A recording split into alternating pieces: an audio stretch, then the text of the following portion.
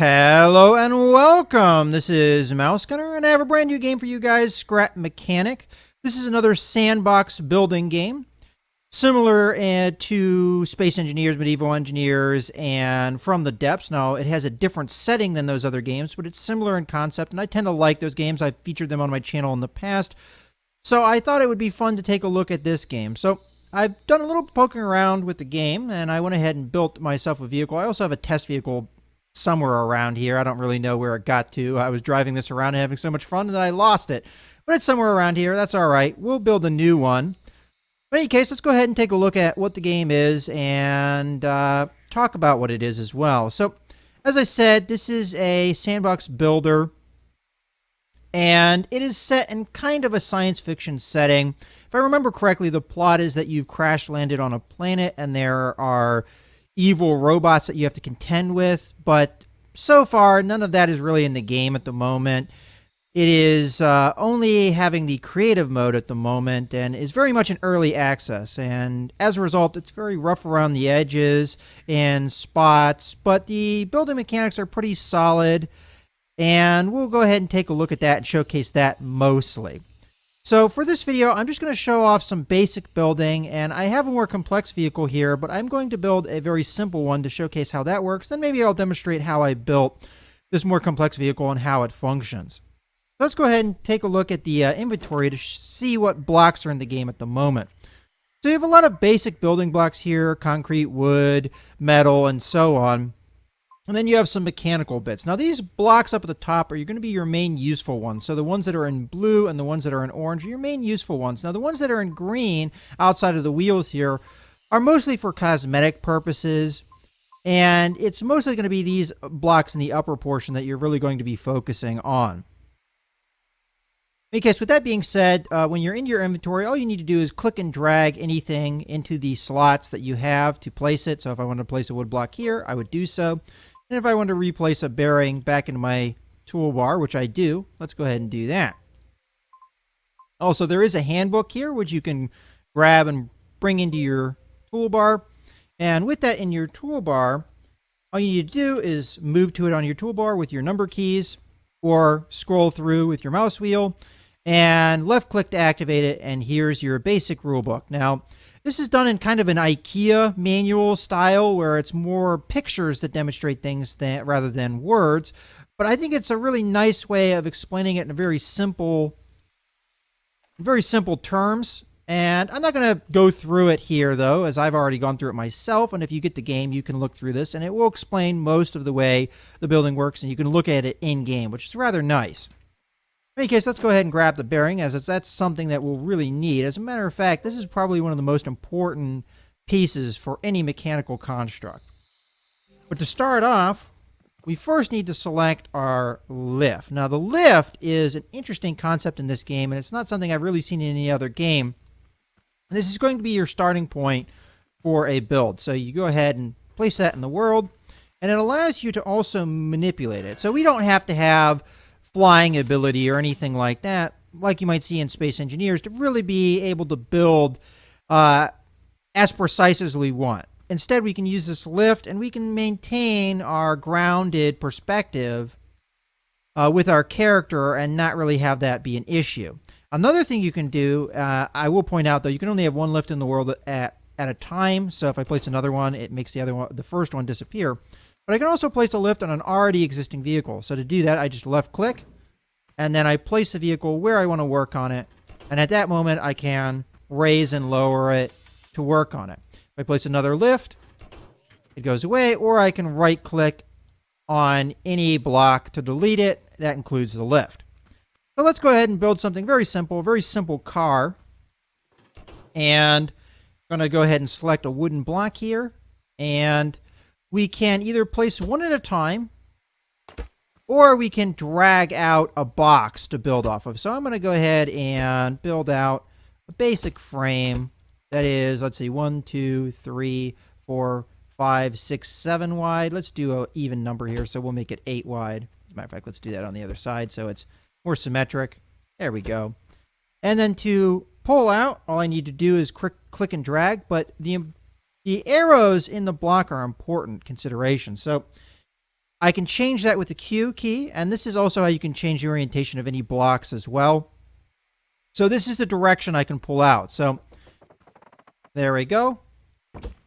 Now, if I had it in another direction, let's say like this, then I could pull out like this. So the direction that that is facing is very important for dragging things out. And that's something that took me a little while to get used to, as it's a new mechanic, not something I've really had to work with in these other sandbox games.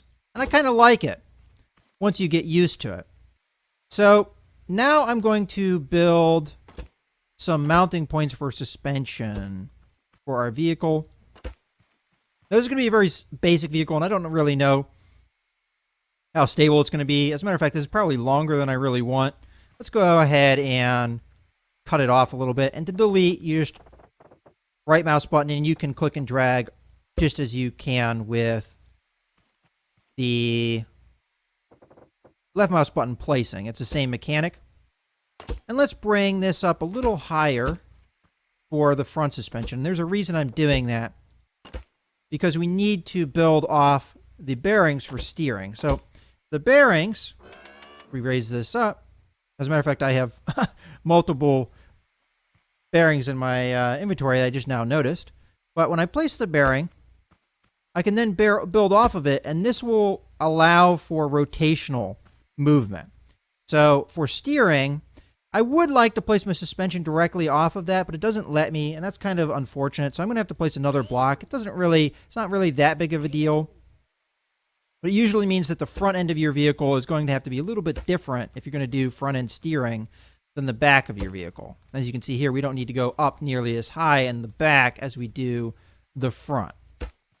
And to finish things off, let's go ahead and place some blocks at the end of the suspension. Now, one thing I will point out, that there's no mirror mode in the game at the moment, so that will slow down your builds a little bit, but it's something you can get used to, and hopefully that's a feature that we see added in later in the game, as that is always a nice feature to have in these sandbox builders. Let's go ahead and place our wheels off of that. And honestly, we're almost done with a very basic vehicle. There's not a whole lot to it.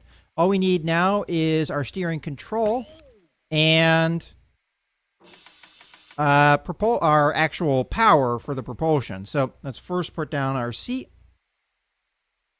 And we'll try and whack that roughly in the middle there. And then let's go ahead and put down our engine. Now, there is only one engine in the game at the moment, and this is it. There we go. And to control the engine, you just hit E, and you can set up how powerful it is. But first, we need to select where the power is going to. And we use this tool here to do that.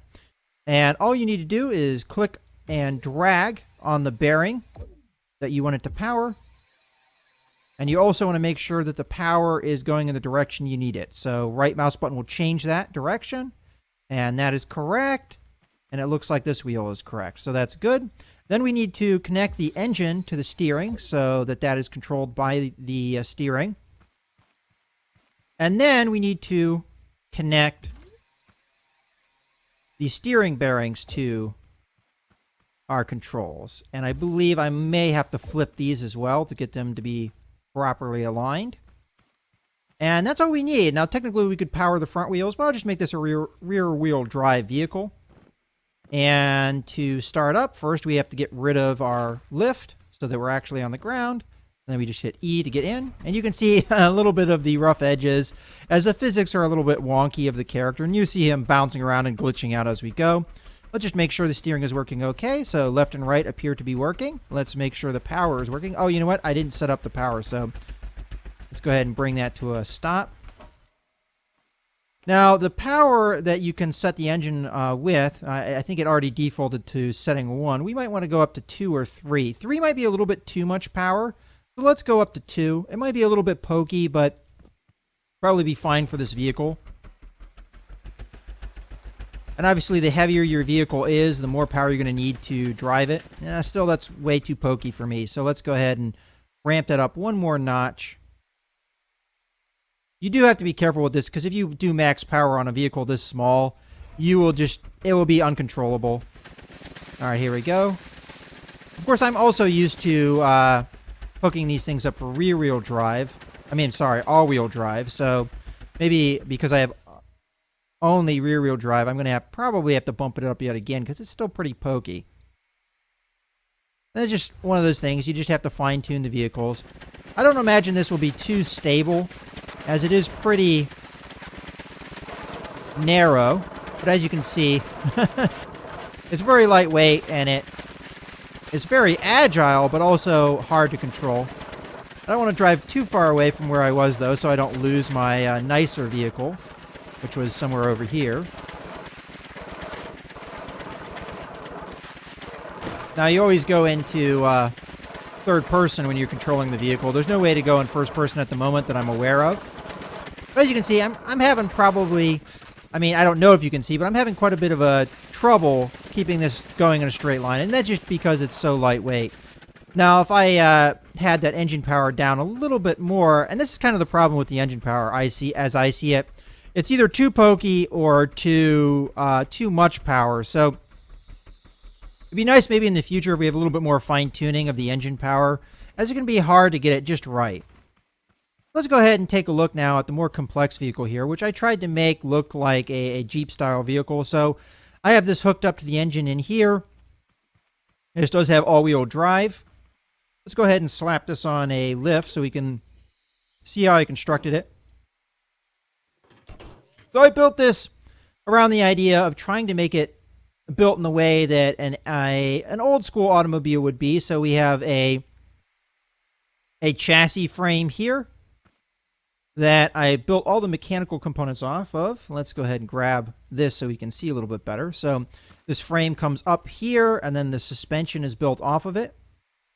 And the bearing is, well, this doesn't have a steering bearing, but the bearing is right here on this metal block. And then for this bit here, it's more or less kind of the same, although the frame is just constructed a little bit different in the front. And then we have two blocks, one here and then one here. And then I put the steering bearing on the upper block, connecting it to this lower block here. And then the wheel is connected via a bearing to the lower block. And then we have the engine here mounted to the frame. And then I just built the body off of the frame in wood to keep it lightweight. I could have made it out of metal, but that probably would have made it so heavy that the suspension probably wouldn't have handled it too well. So let's go ahead and drop it off the lift, and you can see the suspension working there. And even with making it out of wood, you can see how much the suspension dropped down. And I do have off-road suspension and bigger tires on this than I did with my demonstration vehicle.